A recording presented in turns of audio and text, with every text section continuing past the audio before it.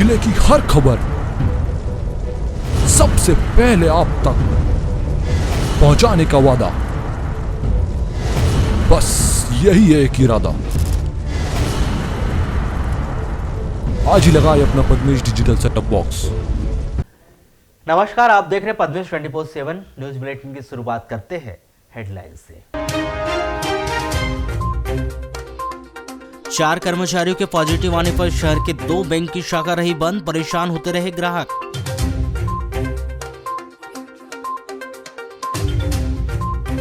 बाघ और तेंदुए की खाल के साथ वन विभाग और पुलिस ने मिलकर 7 आरोपी को किया गिरफ्तार।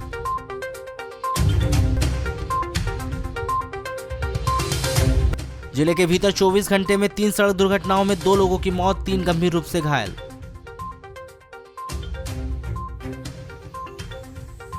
कटंगी तहसील के 80 मजदूरों की 9 लाख मजदूरी चंपत कर गए ठेकेदार, मजदूरों ने बताई आप बीती, प्रशासन से लगाई गुहार। तीसरी लहर में 60 डॉक्टर के भरोसे वाराणसी लालबर्रा के 3 लाख लोगों की स्वास्थ्य सेवाएं। बंद स्कूल पर भारी पड़ रही ऑनलाइन पढ़ाई, सरकारी स्कूलों के अधिकांश छात्रों को नहीं कोई जानकारी। बालाघाट से बैयर रोड भरवेली के थाने के पास मोटरसाइकिल ने स्कूटी को ठोस मार दी। इस सड़क दुर्घटना में मोटरसाइकिल की ठोकर से स्कूटी में सवार एक व्यक्ति गंभीर रूप से घायल हो गया, जिसकी गोंदिया ले जाते समय रास्ते में ही मौत हो गई। मृतक नसीम खान पिता इस्माइल खान 32 वर्ष मुंडे माई थाना भरवेली निवासी बताया गया है।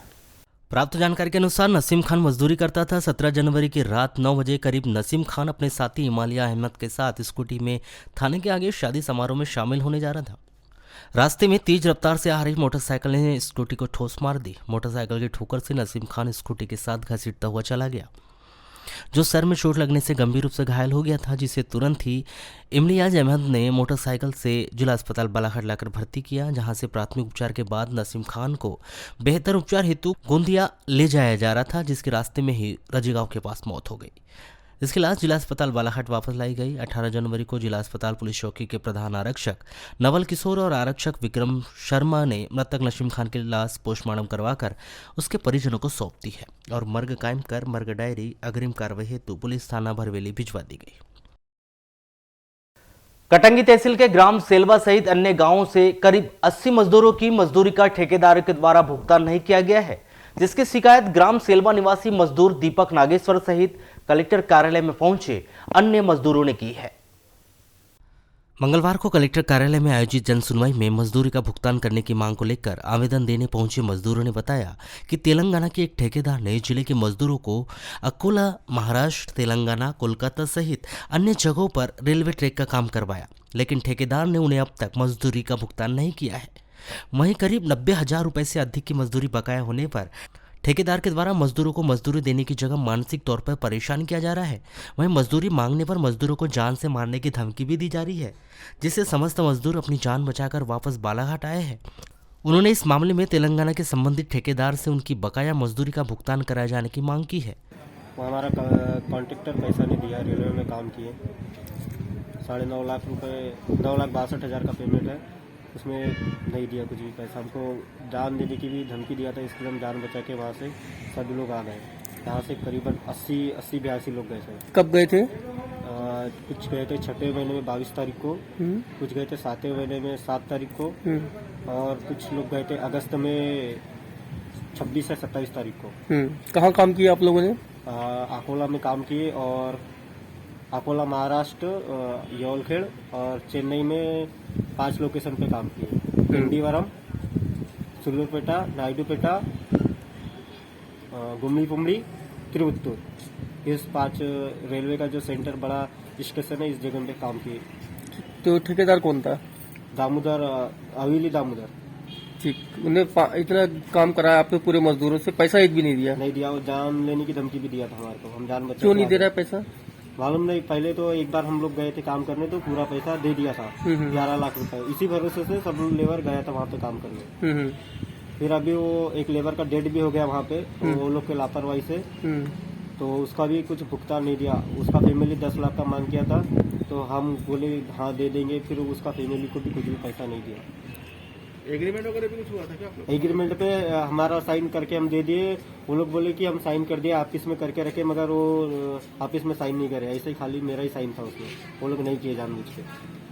अच्छा, तो अभी यानी कितना भुगतान अटका हुआ है? अभी 9.5 लाख रुपए, 14 लाख का पेमेंट था, उसमें से 4,67,000 रुपए वो दे दिया। बाकी नहीं दिया? बाकी अब नहीं देता बोलता है? नहीं देता बोलता। क्यों नहीं देता बोलता है? मालूम नहीं, जो करना है वो करना बोलता है। तो अभी क्या दिक्कत हो रही है आपको? आप लेके गए थे, आप ठेकेदार हैं? हाँ, मैं यानी कि सब ऐसे जो रिलेशन वाले सब, यानी कि सब लोग जैसे मेरे को मालूम रहता है कि वहाँ काम है, किसको मालूम रहेगा, इनको मालूम रहेगा, एक दूसरे को बता दे और सब लोग काम पे जाते हैं। ठीक, तो अभी क्या बोले अधिकारी लोग? अधिकारी लोग तो बोले हम देखते हैं करते। वारासोनी रोड पर सड़क दुर्घटना में एक युवक गंभीर रूप से घायल हो गया, जिसकी जिला अस्पताल में उपचार के दौरान मौत हो गई। मृतक युवक की शिनाख्त विष्णु वरकड़े 27 वर्ष, वार्ड नंबर 1, बीडी कॉलोनी, वारासोनी निवासी के नाम से की गई है। प्राप्त जानकारी के अनुसार मृतक की पत्नी जिला अस्पताल के गायनिक वार्ड में भर्ती है। 17 जनवरी की रात्रि 9 बजे करीब विष्णु वरकड़े वारासोनी अपने घर से अपने पत्नी के लिए खाना लेकर मोटरसाइकिल में जिला बालाघाट अस्पताल आ रहा था। तभी गर्रा स्थित पोहा मिल के पास किसी अज्ञात वाहन ने मोटरसाइकिल को ठोस मार दी, जिससे विष्णु वरकड़े गंभीर रूप से घायल होकर बेहोश रोड किनारे पड़ा था, जिसे 108 एम्बुलेंस से जिला अस्पताल लाकर भर्ती किया गया, जहां पर इस युवक की उपचार के दौरान मौत हो गई। मृतक विष्णु वरकड़े 27 वर्ष, वार्ड नंबर 1, बीडी कॉलोनी, वारासोनी निवासी है। 18 जनवरी को जिला अस्पताल पुलिस ने इस युवक की लाश पोस्टमार्टम करवाकर उसके परिजनों को सौंप दी और मर्ग कायम कर मर्ग डायरी अग्रिम कार्रवाई हेतु पुलिस थाना वारासोनी भिजवा दी गई है। वारासोनी बालाघाट मार्ग पर स्थित बनियाटोला के पास मंगलवार की दोपहर मोटरसाइकिल में आमने सामने की भिड़ंत हो गई, जिनमें 3 लोग विनीत चौहान, झाड़ूलाल झिलपेश्वर सहित एक अन्य व्यक्ति घायल हो गया, जिन्हें तत्काल ही जिला चिकित्सालय में भर्ती किया गया। प्राप्त जानकारी के अनुसार वारासिवनी निवासी विनोद चौहान अपनी पल्सर मोटरसाइकिल से वारासिवनी की ओर से कायदी की ओर जा रहा था। तभी कायदी की ओर से कासपुर आमाटोला निवासी झाड़ूलाल झिपलेश्वर अपने एक अन्य साथी के साथ टीवीएस एक्सल मोटरसाइकिल से कायदी की ओर से वारासिवनी आ रहे थे। तभी दोनों मोटरसाइकिल की आमने सामने की टक्कर बनियाटोला के पास हो गई, जिसमें दोनों मोटरसाइकिल में सवार तीनों व्यक्ति गंभीर रूप से घायल हो गए। तीनों घायलों को उठाकर एम्बुलेंस की मदद से जिला अस्पताल बालाघाट के लिए रवाना किया गया है। मौके पर पहुंची पुलिस के द्वारा घटना की जानकारी लेकर अस्पताल तहरीर पर कार्रवाई करने की राह देखी जा रही है। इस दुर्घटना में दोनों मोटरसाइकिल सवार 3 लोग को हाथ, पैर और सर में अत्यधिक चोट आई है, जिनका उपचार जिला अस्पताल में जारी है। 17 जनवरी को उत्तर सामान्य वन परिक्षेत्र लामता के नगरवाड़ा सर्किल के अंतर्गत ग्राम खैरगांव निवासी चोखेलाल पवार के घर में बाघ एवं तेंदुए की खाल के सहित 3 लोगों को पकड़ा गया है। वन परिक्षेत्र अधिकारी लामता के द्वारा बताया गया है कि दिनांक 16 जनवरी को मुखबिर की सूचना पर उत्तर सामान्य वन परिक्षेत्र लामता की टीम खैरगांव पहुंचकर बाघ एवं तेंदुआ की खाल के साथ 3 आरोपी को पकड़े। जांच के दौरान 5 अन्य आरोपियों को छिंदवाड़ा जिले के हर्रई तहसील के अंतर्गत करेर ग्राम से हर्रई पुलिस के साथ गिरफ्तार किया गया। इन सभी पर भारतीय वन अपराध के तहत धारा 1972 के अंतर्गत धारा 39, 40, 43, 44 के तहत अपराध पंजीबद्ध कर विवेचना में लिया गया है। राजधाना ये जो हर रही ये जो आप बात कर रहे थे, खाल कहाँ से लाए थे आप? राजस्थान राजस्थान में कहाँ से? बाबा लोगों से खरीद के लाए, बाबा लोग उस खरीद के लाए। तो यहाँ किस काम कार्य के लिए लाए थे? पूजा पाठ के लिए। यहाँ नहीं लाए, खैर गाँव निवासी यहाँ आप लोग खाल नहीं लाए थे? हाल में नहीं लेके आए, किस कार्य के लिए लाए थे? पूजा के लिए आए। कौन सी पूजा कराना चाहते थे? माला जपने की साधना। कौन सी साधना करनी चाहते थे? लाया गया। मुझे इसके बारे में जानकारी नहीं थी। मेरी गाड़ी में लेकर आए थे और ला करके बोले कि तुम्हारी गाड़ी में रख लो। नहीं, आपको जानकारी होगी जब तो आप यहाँ आए थे ना? नहीं, फिर इधर आके पता चला सर। किसके घर आए थे आप? हमारे रामदेव बाबा जो है, उनका नाम क्या है, चोखेलाल। आपको फोन द्वारा सूचना दिया गया था? फोन द्वारा शिवराज ने हमको बताया था। अच्छा, कि बाबा जी के यहाँ जाना है, तो हम चले गए बाबा जी के यहाँ। किस कार्य के लिए खाल लाया गया था? अब वो यहाँ आके पता चला, वो बोले कि यहाँ पर बोले पूजा पाठ करो। मैंने कहा भैया हमको तो इसका कुछ मालूम नहीं, तुम क्या लेके आए? जब खोले, जब देखे, वहाँ देखे तो वो टाइगर। मैंने कहा भाई ये काय के लिए लेके आए? तो ये खाल कहाँ खोले थे आपने? वही तुरकर बाबा के यहाँ। तुरकर बाबा के। जी, फिर उन्होंने खोले तो फिर बाबा जी ने किसी को बुलाया था। तो आपकी गाड़ी से लाया गया था? मेरी गाड़ी में रखा, मैं तो पता ही नहीं था ना सर कि जी मेरी गाड़ी में ला रहे। वो तो थैला निकाल लिए जब खोले जब। नहीं तो आपको इतनी तो जानकारी हो रही हो कि गाड़ी मालिक है नहीं, तो नहीं, कि आपको क्या लेके जाना है, कहाँ जाना है? बिल्कुल मालूम नहीं था सर। वो तो खबर फोन पता था कि उनके साथ जाना वहाँ तक, तो खबर फोन से हो गया था कि उनका नक लेके चल, हम चले गए। साथ में आए थे कि किराए से आए थे आप?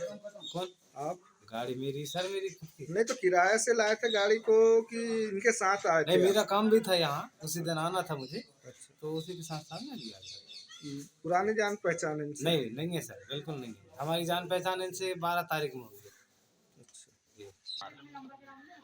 किस कार्य के लिए मंगवाए थे खाल? कमलेश ने बोला था कि इसमें अपने को पैसा मिलेगा। कौन कमलेश है? कमलेश तुर्कत नगर वाला। वो कहाँ पे? वो नहीं, वो चला गया। कहाँ? भाग गया। फरारी में है वो? हाँ। तो आपके घर पे ये लोग बाकी खाल लेके आए थे? हाँ। किस कार्य के लिए बुलाया गया था? वो कमलेश ने बताया था कि इसमें पैसा आएगा। कहाँ से पैसा आता है? ये तो पता नहीं, उसने बोला था 2 आदमी और लाया था उसने साथ में। तो तंत्र मंत्र वाले बाबा आप ही थे कि और नहीं, कोई दूसरा था। कहाँ से थे वो बाबा जी? वो तो कमलेश ही बताएगा, कमलेश के साथ में थे वो। जब ये शाम को आए तो मैं घर पर नहीं था, आए गाड़ी से खड़ी हुई और मेरे घर में इसको फैला करके और इस पे नींबू रखे थे।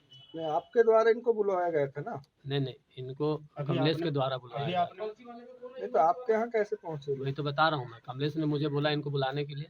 नहीं तो वही तो बोला कि आपके द्वारा ही बुलाया गया। हाँ, मैंने कमलेश ने मुझे बताया। मैंने इस पूरे घटनाक्रम की जानकारी वन परिक्षेत्र अधिकारी के द्वारा कुछ इस प्रकार से दी गई है। सांगोटोला में चोखे लाल पटले कुछ साथियों के साथ तंत्र साधना कर रहा है, जिसमें बाघ की खाल का इस्तेमाल हो रहा है। तो हम लोगों ने दबिश दी तो मौके पर 3 आरोपियों चौकेलाल, सीताराम बरकड़े, एक अन्य को मैं बाघ की खाल और एक छोटा टुकड़ा चीतल की खाल और एक छोटा टुकड़ा तेंदुए की खाल को बरामद किया। फिर उनसे जब पूछताछ किए तो उन्होंने बताया कि छिंदवाड़ा जिले की हर्रई तहसील के कुछ और रहने वाले लोग हैं, उनके माध्यम से आय हासिल किए। तो हम लोग छिंदवाड़ा गए टीम को लेके। सर अभी कितने आरोपी हैं? कुल इसमें 7 आरोपियों को गिरफ्तार किया गया है, जिन्हें आज न्यायालय में प्रस्तुत किया जा रहा है। वन अपराध कौन सी धारा लगाई गई?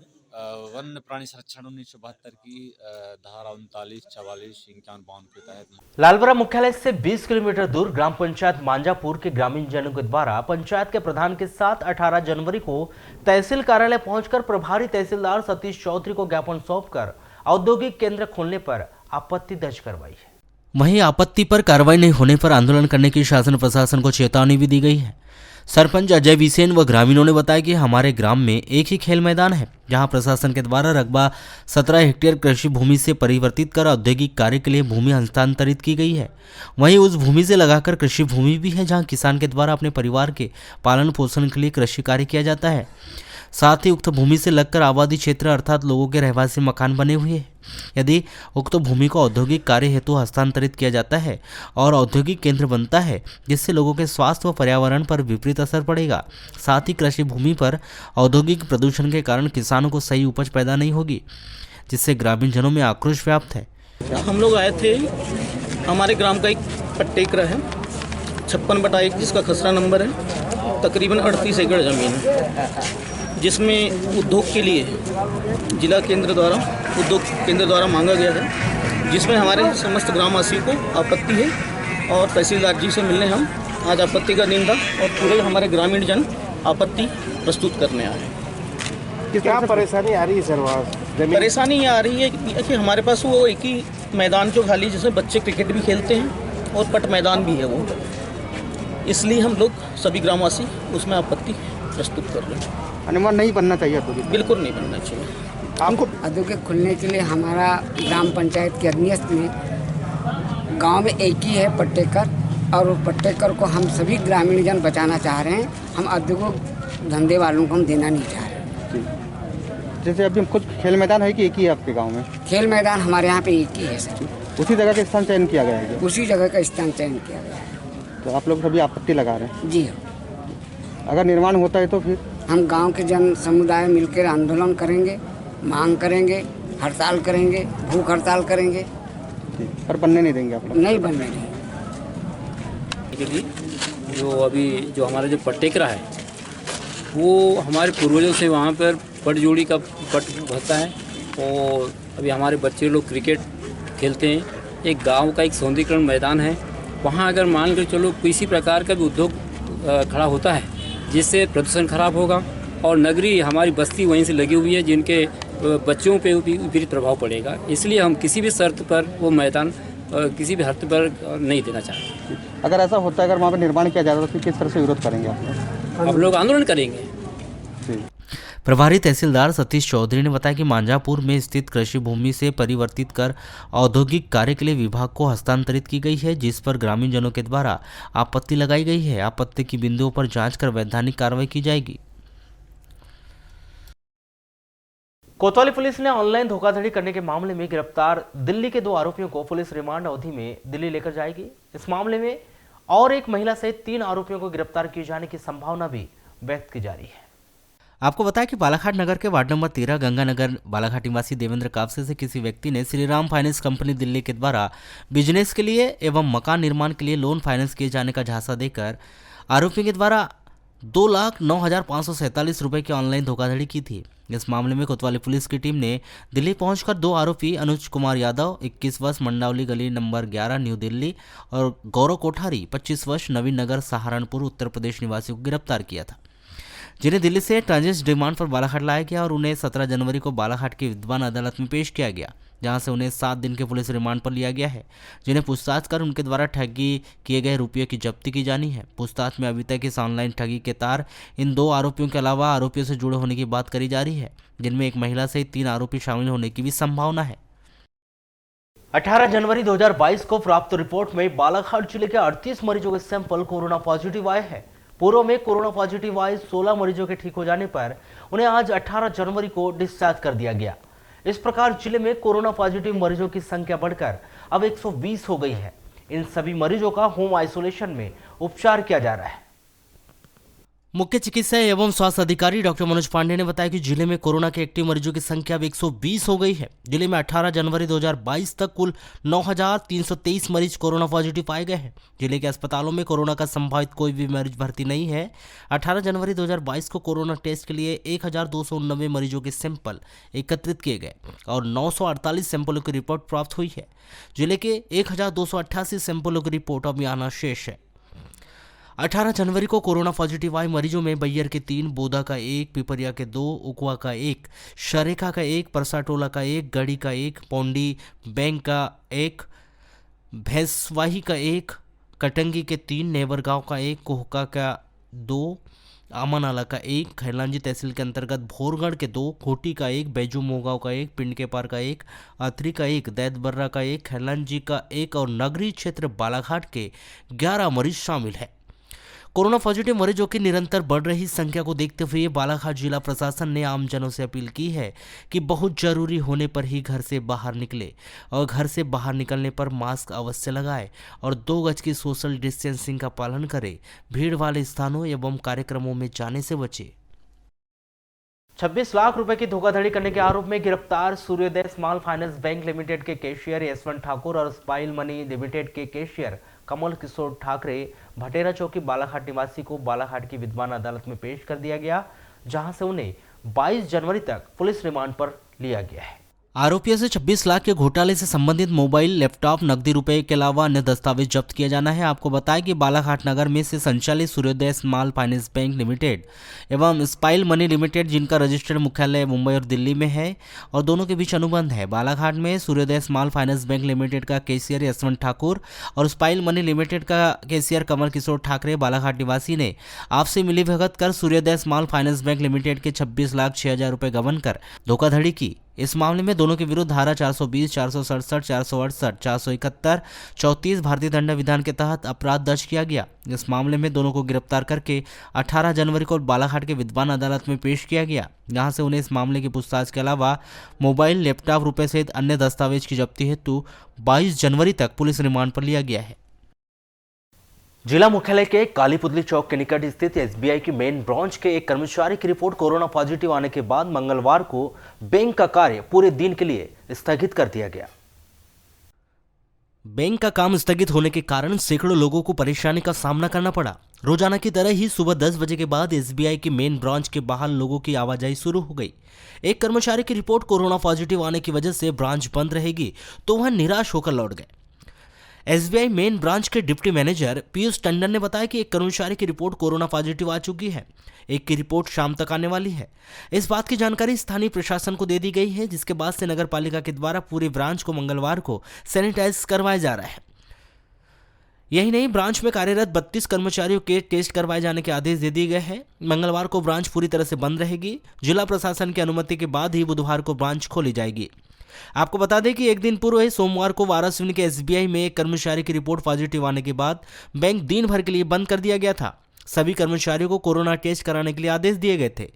इसके पूर्व भी दूसरी लहर के दौरान बालाघाट जिले के भीतर बैंक कर्मचारियों के पॉजिटिव होने के कारण बैंकों के कार्य प्रभावित होते रहे हैं, जिसे देखते हुए वर्तमान समय में बैंक कर्मचारी अधिकारियों के साथ ही बैंक पहुंचने वालों को भी बहुत अधिक सावधानी बरतने की जरूरत है, जिससे अपने कार्य के दौरान कोई भी जाने अनजाने में संक्रमित ना हो।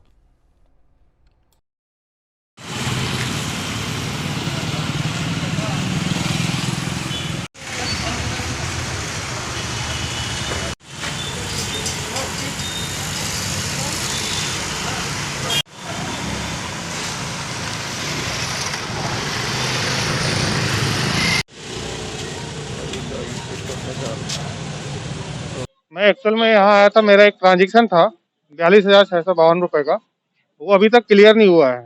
तो उसी को सॉर्ट आउट कराने के लिए मैंने एक कंप्लेंट दिया था, एप्लीकेशन दिया था, तो उन्होंने रेज किया था और मुझे 7 डेज के बाद आने बोला था। लेकिन आज कोरोना पॉजिटिव होने की वजह से बैंक बंद है, इस वजह से मेरा पूरी तरह से कार्य भी प्रभावित हो नहीं पाएगा।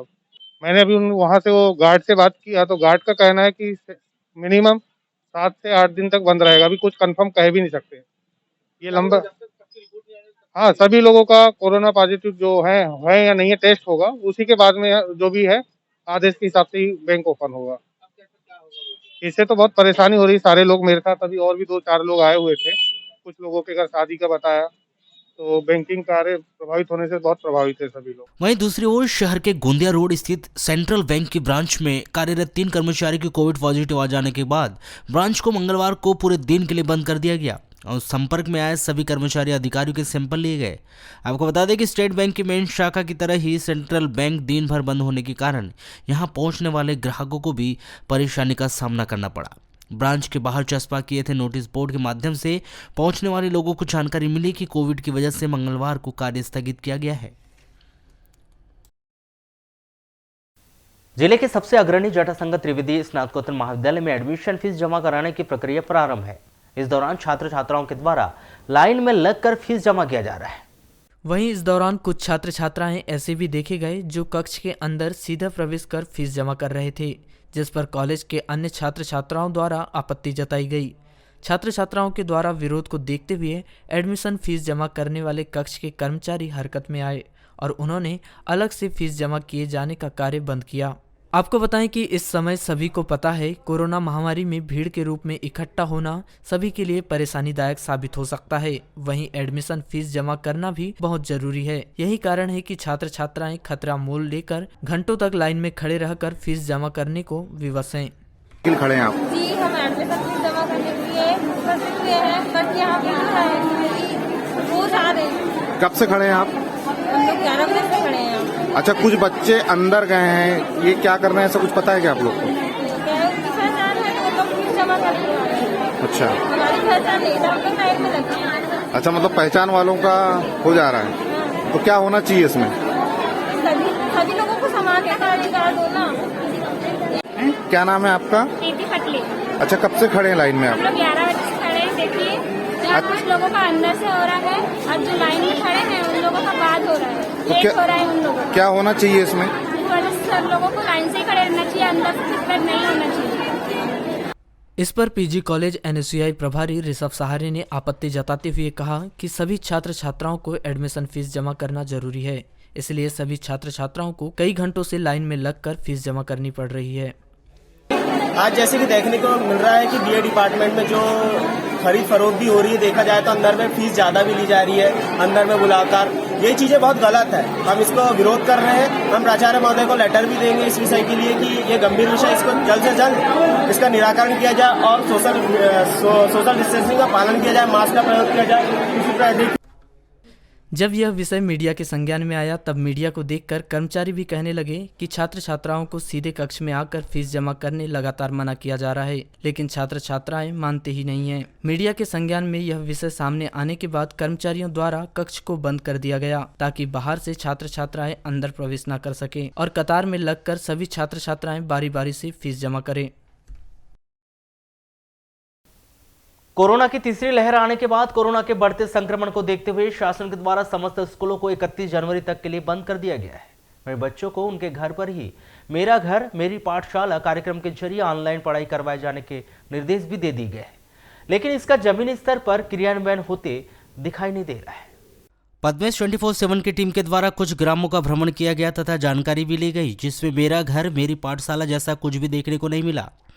शिक्षा विभाग के अधिकारियों के द्वारा स्पष्ट रूप से कहा जा रहा है कि स्कूल बंद रहने की स्थिति में जैसा पूर्व में चल रहा था डिजिलीव के माध्यम से अध्ययन करवाने का, इसके माध्यम से बच्चों को उनके घर पर रहकर ही पढ़ाई करवाई जा रही है, लेकिन यह पढ़ाई बच्चों के लिए बिल्कुल समझ नहीं आ रही है।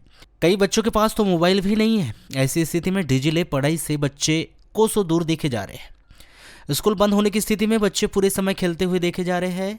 यह हम नहीं बल्कि स्कूली बच्चे व उनके अभिभावक कह रहे हैं। स्कूली बच्चों के द्वारा बताया जा रहा है कि अभी व्हाट्सएप के माध्यम से या अन्य किसी माध्यम से पढ़ाई प्रारंभ नहीं हुई है, लेकिन जल्द ही लिंक भेजकर ऑनलाइन पढ़ाई चालू करवाने के बारे में जानकारी मिली है। चाहे किसी भी माध्यम से हो, लेकिन उनकी पढ़ाई चालू रहनी चाहिए। कौन सी कक्षा में हो आप? 9th। अच्छा, अभी स्कूल बंद हो गए हैं ना? हाँ। तो पढ़ाई के लिए फिर क्या बोले हैं स्कूल से? व्हाट्सएप द्वारा पढ़ेंगे। तो अभी चालू हो गई क्या पढ़ाई व्हाट्सएप? नहीं, अभी लिंक भेजेंगे बोली है 2-3 दिन बाद। हाँ। फिर अभी आप कैसे पढ़ते हैं? अभी तो नहीं पढ़ रहे हैं। अच्छा, मोबाइल है आपके पास? हाँ। तो मोबाइल से पॉसिबल है वैसा पढ़ लोगे जैसे स्कूल में पढ़ते हैं? No sir. तो और अगर जैसे लिंक भेज देंगे और कुछ डाउट रहा तो फिर कैसे समझोगे आप? पूछेंगे तो हो जाएगी? आपको लग रहा है कि जैसे आप स्कूल में पढ़ते थे? नहीं, स्कूल में जैसे पढ़ते थे वैसे तो नहीं हो पाएगी, पर थोड़ा बहुत हो जाए। थोड़ा बहुत होगा। अच्छा, तो आपको स्कूल वाली पढ़ाई अच्छी लगती है कि व्हाट्सएप पे जो पढ़ाएंगे वो? स्कूल वाली तो अच्छी लगती है। कौन सी कक्षा में हो? 5वीं। अच्छा, तो अभी स्कूल जाते हो कि छुट्टी लग गई? जी, छुट्टी लग गई। कब तक लगी छुट्टी? जी, 15 दिन तक। 15 दिन की है। तो अब 15 दिन कैसे पढ़ाई करोगे? जी, अच्छे से। तो कैसे बताएं सर ने कैसे पढ़ना है घर पे, ऐसा कुछ? जी बताएं। क्या बताएं? घर में 2-3 टाइम पढ़ना है, एक टाइम खेलना है, फिर पढ़ने बैठना। तो जैसे स्कूल में पढ़ाते थे जी, तो अब स्कूल बंद है, तो अब आपको कहा गया है कि मोबाइल के माध्यम से ऐसा कुछ बताएं, मोबाइल से पढ़ाई होगी? जी, स्टेटस में मिलते हैं। स्टेट व्हाट्सएप पे? जी। तो मोबाइल है आपके यहाँ? जी है आपके पास में? जी। तो समझ में आ जाएगा उसमें मोबाइल में आपको? जी, आ जाएगा। कैसे समझ में आएगा?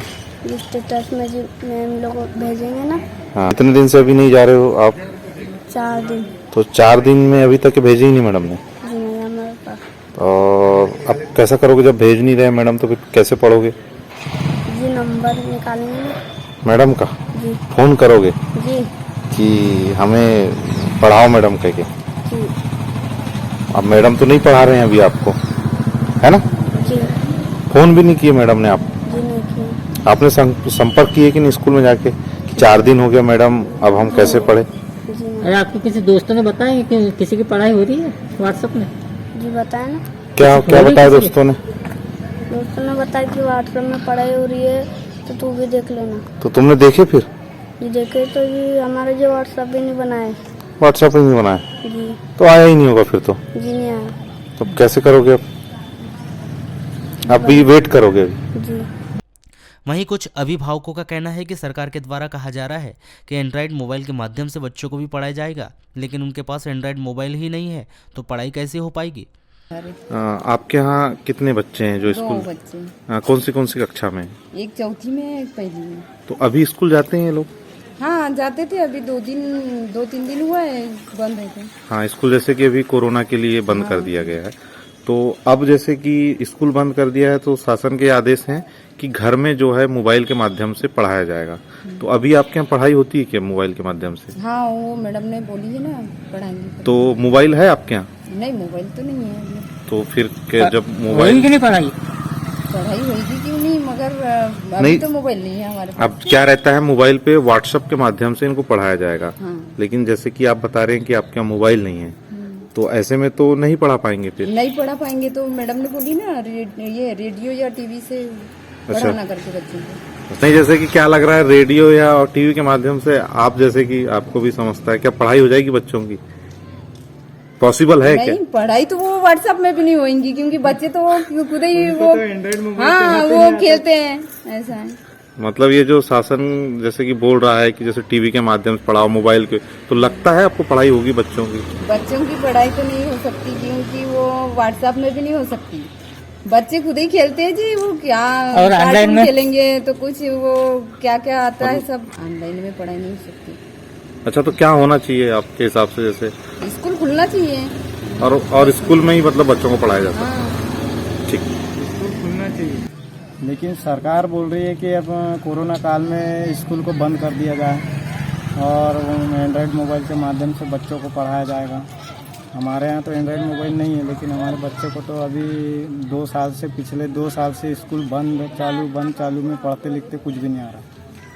हम कितना कंट्रोल करेंगे, स्कूल होती है, पालक लोग का तो कहना नहीं मानते बच्चे लोग। अच्छा, जैसे शासन की ये योजना है कि हमारा घर हमारी पाठशाला, तो इसमें जो है आपको मोबाइल हो गया, टीवी हो गया, रेडियो के माध्यम से पढ़ाने की बात कही जा रही है, तो ये कितना सार्थक है? ये तो ऐसा है, जो पैसे वाले व्यक्ति वही पढ़ा सकता है एंड्रॉयड मोबाइल में बच्चों को, और जो गरीब व्यक्ति है उनके पास तो आदिवासी बाहुल्य क्षेत्र है और बालाघाट में कई गरीब बच्चे जिनके पास एंड्रॉयड मोबाइल नहीं, तो उनकी पढ़ाई तो नहीं होती। या अगर मान के चलो घर को अगर पाठशाला बना भी दिया जाए, तो क्या बच्चों की पढ़ाई हो सकती है? नहीं हो सकती जी, स्कूल खुलना चाहिए। बच्चे का पूरा मन खेलने में रहता है, आप कितना भी डांटो, कितना ही डांटो। आपको बताया कि जो जानकारी मिल रही है उसके अनुसार प्राइवेट स्कूलों के द्वारा स्कूल बंद होते ही ऑनलाइन पढ़ाई शुरू करवा दी गई थी, लेकिन शासकीय स्कूलों में सिर्फ डिजिलैप ही दिख रहा है। इस समय शासकीय स्कूलों के हालात यह है कि स्कूलों में छात्र छात्रा नहीं पहुंचने के कारण स्कूल भी समय से पूर्व ही बंद किए जा रहे हैं। ग्राम कोसमी के शासकीय प्राथमिक शाला को दोपहर 3 बजे ही बंद कर दिया गया था। जैसे इसके पहले कोविड काल में अपन ने किया है, उसी पैटर्न पे अपन क्या है, बच्चों की प्रतियोगी एग्जाम संपन्न कराएंगे। इसलिए बच्चे पेपर तैयार हो रहे हैं। ये पेपर सेट बना रहा है, सेट में बच्चे पालकों को बुला के पालकों को पेपर देंगे, फिर अपने घर में ले जाके पेपर को हल करके और विद इन टाइम जमा करेंगे। फिर उनका वैल्यूएशन होगा, उसके आधार पर उनका परीक्षाफल तैयार किया जाएगा। हाँ, बच्चे घर पर ले जाके अपने पेपर सॉल्व करेंगे। नहीं तो ऑनलाइन तो हमारे चालू, ऑनलाइन एग्जाम जो डिजिटल जो डिजिटल में जो आता है, डिजिटल में जो आ रहा है उसके थ्रू पढ़ाई एज इट इज जैसा कोविड काल में चल रहा है, तो उसी टाइप से चल रहा है। जिला शिक्षा अधिकारी अश्विनी कुमार उपाध्याय ने बताया कि डिजिलैप में बच्चों के विषय वस्तु से संबंधित सभी अध्ययन सामग्री अपलोड है। यह हमारे सभी विषय शिक्षकों के पास है। भोपाल से निर्देश प्राप्त होने के पूर्व से ही डिजिलैप में जो मटेरियल है उसे शिक्षकों के द्वारा क्लास वाइज और पूरे विषयवार ग्रुप में डालकर अध्ययन करवाया जा रहा है। देखिए, डिजिलैप पे बच्चों के विषय वस्तु से संबंधित सभी अध्याय उसमें अपलोड हैं और वो हमारे सभी विषय शिक्षकों के पास हैं। भोपाल से निर्देश प्राप्त होने के पूर्व भी वो डिजिलैप में जो मटेरियल है, उन मटेरियल को हमारे शिक्षक लोग अपने क्लास वाइज और विषयवार जो ग्रुप है उस ग्रुप में उनको रिवीजन का कार्य कर रहे हैं। और बच्चों के पढ़ने के लिए अध्ययन हेतु हम लोगों ने सामग्री और प्रश्न बैंक भी बच्चों को प्रदान किया। नहीं तो ये आदेश वरिष्ठ स्तर से हो चुके हैं क्या कि अब ये अध्ययन कराइए ऑनलाइन? देखिए, जब बच्चे घर में रहेंगे तो 2 माध्यम है, बच्चों को या तो टीचर राइटिंग में मटेरियल देके उपलब्ध कराए या ऑनलाइन वाला, तो दोनों माध्यमों से ये अभी कर रहे हैं और जैसा भी और निर्देश प्राप्त होगा हम इसको और अपडेट कर लेंगे। सर, ये कौन सी क्लास के लिए रहेगा ऑनलाइन? हमारे पास तो 9वीं से 12वीं के लिए ये कार्य चालू है। 1 से 8 वाले में राज्य शिक्षा केंद्र से हमारे डीपीसी महोदय के पास जो निर्देश आए होंगे